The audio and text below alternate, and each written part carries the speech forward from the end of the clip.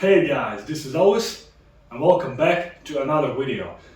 So in this video I'm gonna talk about my transformation. So how did I lose 20 kilograms, which is roughly 45 pounds, how I went from 114 kilograms to 95 kilograms, so 250 pounds to around 210 pounds, maybe even a little less. So I feel like a lot of people are on a weight loss journey. They want to transform their body, and that is one of the most requested videos. One of the most asked questions is the weight loss. How do I lose fat and build muscle, etc. So those are one of the most requested things. So why not make a video and talk about a little about my journey, because I was pretty successful in that regard.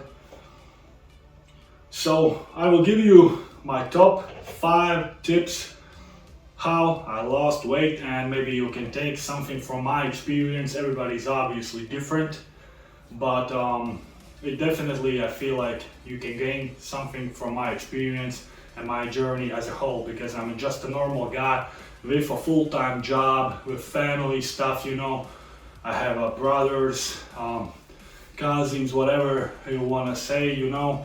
There's a lot of things going on in life, and so this is not my main job. I don't have all day free like a lot of fitness people do.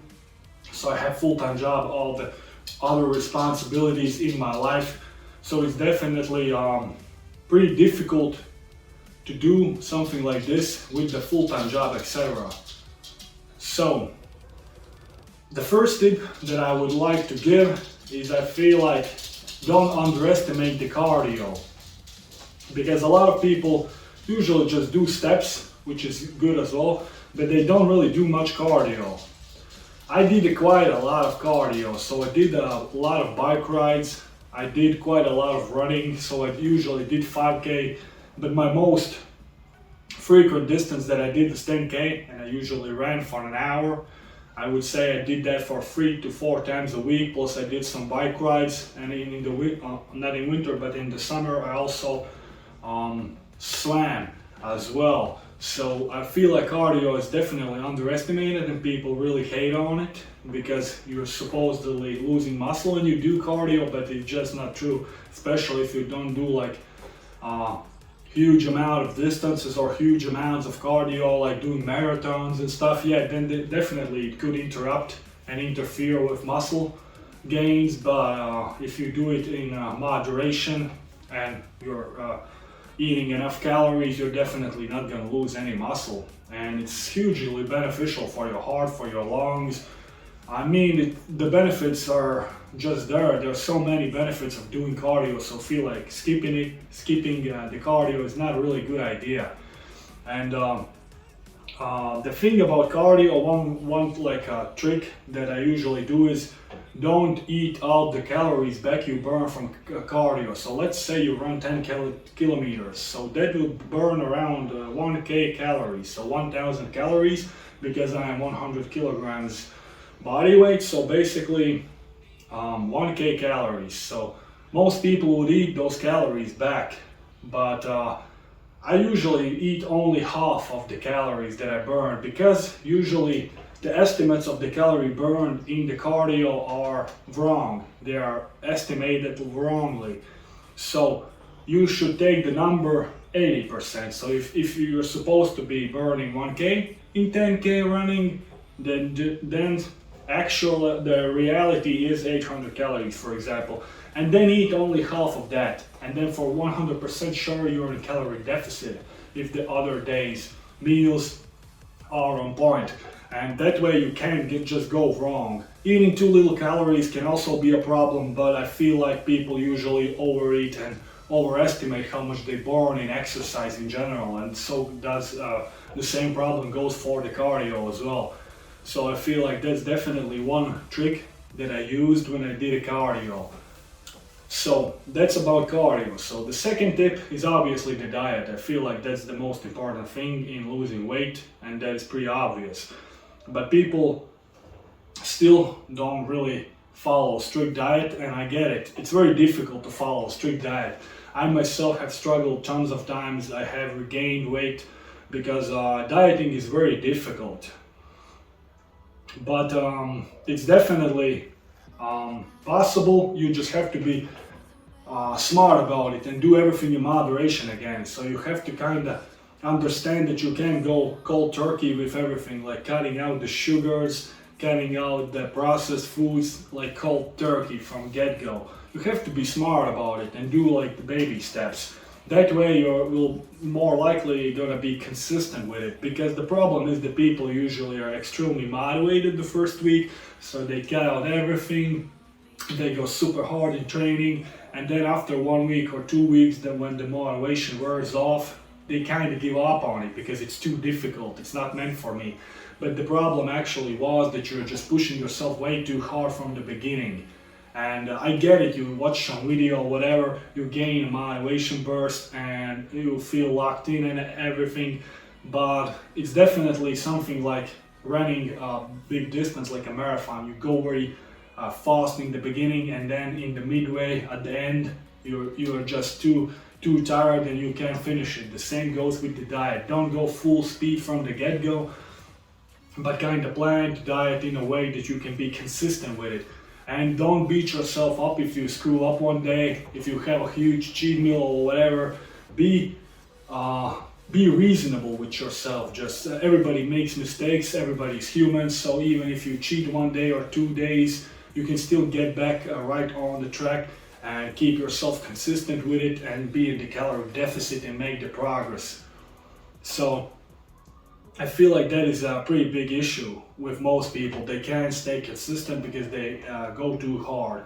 And like a small tip that I can give you obviously is to keep the protein very high in your diet, so you get less hungry, you feel more satisfied, and in general you will build more muscle, you will retain more muscle, you will just gain a bunch of benefits. Also, the protein breakdown in your stomach has the most thermogenic genetic effect. Basically what that means is that when you eat protein and your body breaks it down, it burns the most calories by doing that process. So it's just a win-win. And protein, you can never go wrong with it. Obviously you don't have to go like in insane amounts of protein, but keep it pretty high. And the second tip is don't fear the fat in your diet, because it's also very beneficial to keeping yourself satisfied and not hungry, and also it helps retaining strength and just keeping your hormones in balance and everything. So clean diet obviously is most important factor, so the tip goes there. I can make a separate video on this topic if you're interested, because you can talk about this all day. There's so many tips and so many avenues to go through and talk about, because it's a pretty big topic and it's the crucial one as well. So that was the second tip. The third tip is having a good sleep. This is something I struggle myself with because I have a shift work, and having a good sleep can make a night and day difference in just how you feel, how hungry you feel, how much progress you make, how your hormones are. It's just such an important thing to have like quality sleep and enough sleep so you feel rested, you feel not as hungry, etc. Because let's say, for example, I have noticed that, let's say I work 24-hour shift, so I finish it, I come home in the morning, I start the work at 8 a.m. and I finish it at 8 a.m. so 24 hours. So I come home, I'm usually very hungry, and the reason is not because I'm actually hungry, but for most part it's just simply because I haven't slept enough. And when you don't sleep enough, you simply are more hungry because your hormones are out of whack, and that is a big time problem. So a lot of people who do night shifts, etc., you are already a huge disadvantage because your schedule is screwed up, and so are your hormones in a sense, and so it's going to be way more difficult to stay consistent, especially if you're getting lean. The more lean you are, the more difficult it becomes to stick to your diet. And I feel like sleep is also pretty underestimated because of people are working 2 jobs, they are at least doing full-time job and side gigs or something, and especially here in Latvia a lot of people are working 2 jobs. I myself have done that for 3 years straight. I worked 2 jobs So it's very difficult to have that sleep on point, but I try to do my best. I try to sleep after work, rest up, and do everything in my power that I get enough sleep, because it's just such a underestimated factor. It's huge. So sleep is definitely there. And finally, the last two tips that I can give you is obviously the resistance training. Be consistent with the training. It will also help you in weight loss process as well. And just training obviously will retain muscle mass, and muscle mass burns more calories on daily basis. Your basic metabolic rate will go up, and that will help you in losing weight. Plus you're gonna look better, and that should motivate you to keep going. The more lean you become, the more better you look, and that should also motivate you. So you kind of go in that winner cycle where you see progress, you are more motivated. When you're more motivated, you train even more, and it's kind of winner circle. But when you lose weight without the training, you don't have that muscle mass, you don't look as good. You just simply have a normal body and you just lose the fat. So when you look in the mirror, you might not get that motivation as you would if you would train and have that sick, physique, as those aesthetics. Because when you have those veins popping and you start to see a little bit of striation somewhere, that is usually a pretty huge motivation factor right there. So definitely training just in general, I would suggest to train at least 3 times a week. But if you're really dedicated, you can hit a muscle group twice a week, so that would be 6 times a week plus the cardio sessions. But you have to find time for it and motivation to do so, because it is pretty difficult. Because you can do that for a month, everybody can. But the problem here is that you have to be consistent with it, and that is the biggest struggle. This is not like a sprint where you just do something for 2 weeks and that's it.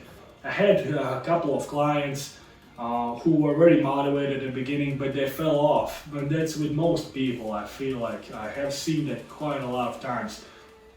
It's very difficult to be consistent for months, years, and that is where most people fall off. So training also will help you with that, because it should motivate you and keep inspiring you, because what you see in the mirror will please you, and that will kind of make you more likely to stay consistent. Also getting the strength gains, progressing, doing different types of exercises, making some PRs, that should definitely make you more likely to succeed in your fat loss journey and just be more successful in general. Look better, feel better, just have your self-esteem improved, etc. So definitely recommend doing that 3 times a minimum, 6 times a week, perfect. That's just dedication on another level. And the last tip that I can give you is being consistent, and just even a little is better than nothing. Sometimes obviously you will not have motivation and you don't want to do nothing. I get it.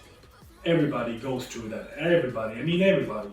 And so the last tip and the biggest thing in this tip is that anything that you do is better than nothing. So even if you do a little bit, let's say you are not motivated to go to the gym or to the calisthenics park, do a little bit of pull-ups, you're not motivated to do that, okay.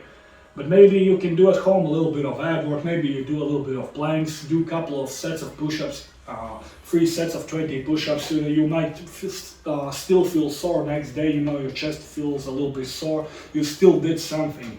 And even after that small workout, you might get the endorphin release, and you will feel much better, and maybe even go do the full workout. So just getting started, just doing the little bit, or even if you don't go the full workout after that little bit, if you even did a little bit, it's still gonna be better than doing nothing. You can even stretch a little, whatever. So doing just a little is always better than nothing, and there are gonna be bad days, that's 100% certain. So just don't let those days dictate the rest of your journey, because there are gonna be those days, but you have to get through them.